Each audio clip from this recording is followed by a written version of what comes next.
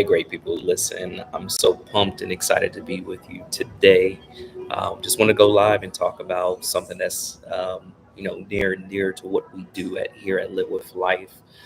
We are a talent development solutions company where we provide professional speaking and development training. And so um, we definitely uh, desire for your organization to be at their best.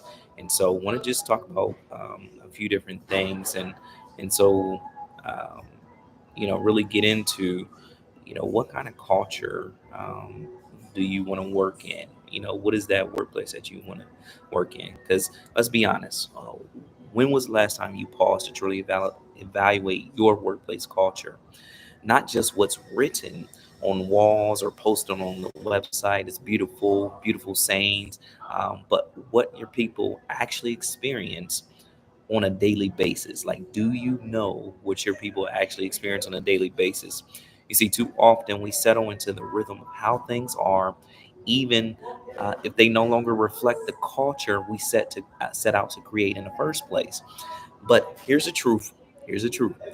Workplace culture isn't static.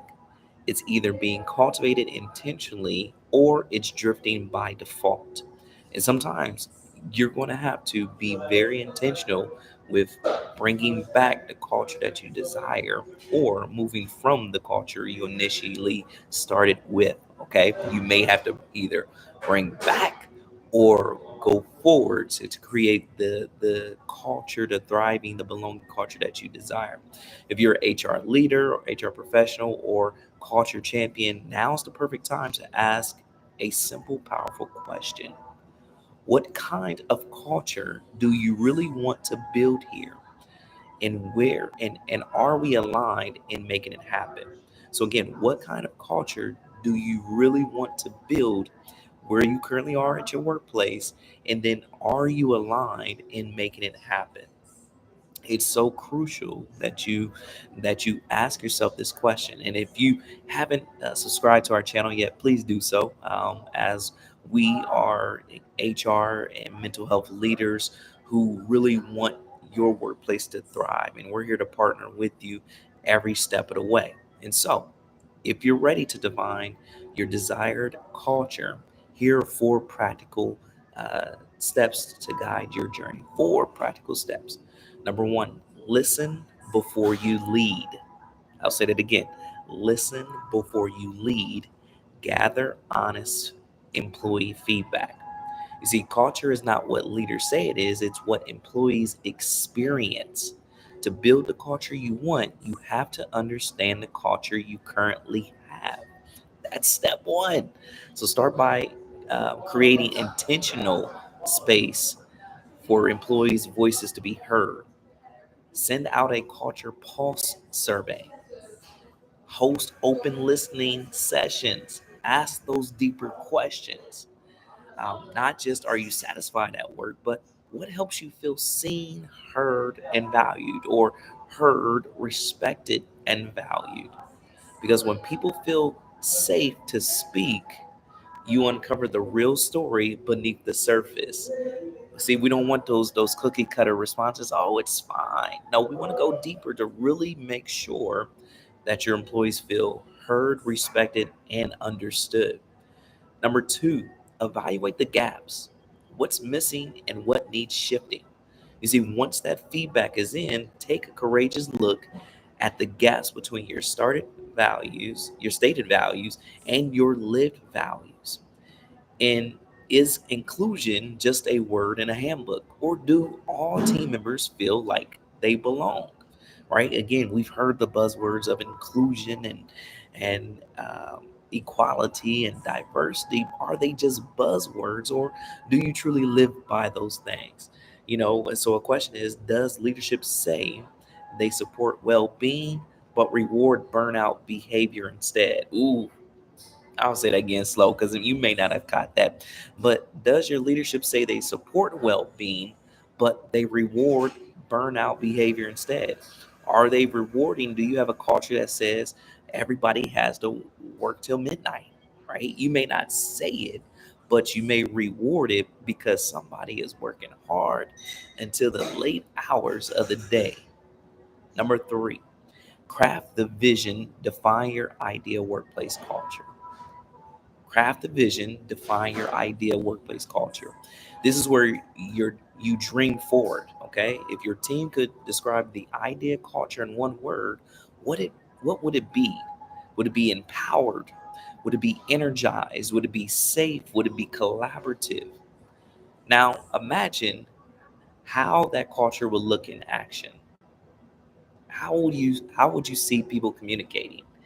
How would leaders show up? How are wins celebrated and challenges handled?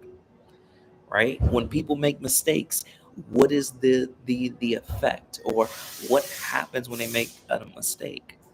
Do they still feel supported, or do they feel judged and written off? Because here's the thing: your vision becomes your compass. Once it's clear, you can design experiences, company traditions, and systems to bring it to life. And finally, number four, align the leaders.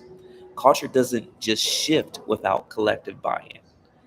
Align the leaders. Culture doesn't shift without collective buy in. This part is non negotiable, okay? Even the best version will fall flat without leadership alignment. I'm a personal development trainer. I've seen so many initiatives fall flat because there was not leadership alignment, involvement, buy-in. So culture change is a team sport. It requires consistency, commitment, and clarity. There's those three C's: consistency, commitment, and clarity from the top down. Bring your leaders to the table, invite them into the conversation, challenge them to own and model the change they want to see. Now, you may have some leaders who don't desire for a change to happen, but here's the thing: culture eats any type of initiative, whether they either support it or they don't support it. And that could be the root cause for employees becoming disengaged or even engaged more to be incredible. Okay? Bring your leaders to the table and invite them into the conversation. Challenge them to own and model the change that you want to see, that the company needs. They desperately need this. Because when leadership walks the talk, culture sticks and remains. I say that again. When leadership walks the talk, culture sticks and remains. We're talking about from the top of leadership to the middle leadership to the frontline leadership. This is what has to happen in order for things to stick, for things to get better, to get stronger. Okay? So this week, you don't need a perfect culture. You need a purposeful one. You don't have to figure it out all alone either. That's where we come in at. At Live with Life, we help organizations just like yours define, align, and design a culture where people thrive on purpose and with purpose. If you're ready to take inventory of where your culture currently stands and where you want to grow, we would love to help. So let's talk. Let's talk about your goals, your culture goals, and map out a plan. Give you a blueprint, so to speak, so that you can follow, and that every employee within your organization feels heard, seen, respected, valued. That way, you can have a culture that is strong, that is thriving, that is belonging. Because that's when the fun can really happen. That's when your business can go to that next level. So, again, follow us, subscribe, and we can't wait to see you in the comments. Take care. Peace.